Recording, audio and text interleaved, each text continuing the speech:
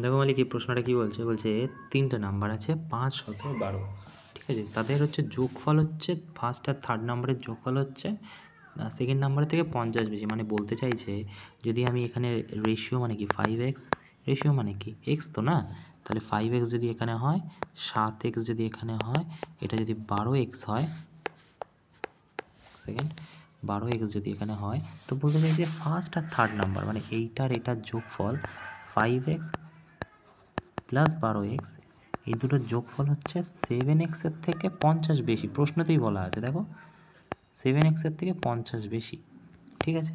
তো আমাদের বলেছে যে তিনটে নাম্বারের যোগফল কত হবে। তো একটা জিনিস দেখো 5 আর 12 কত, তুমি বলবে 17, তাহলে 17x প্লাস কত হচ্ছে এখানে 7x, যদি এদিকে চলে আসে তাহলে -7x হয়ে যাবে, ইজিক্যাল টু 50 হয়ে গেল, 50 হয়ে গেল এখানে। এবারে দেখো এবারে তাহলে এখানে হচ্ছে 10x equal to 50, x equal to কত 5, এক্স ইজিক্যাল টু 5 হয়ে গেল।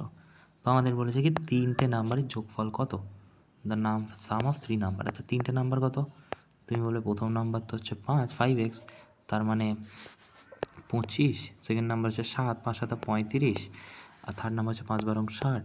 তো কত হচ্ছে 0 এখানে 1, 7 8 9 10 12 120, তাই না? তাহলে উত্তর কোনটা হয়ে যাবে, এটা। ওকে।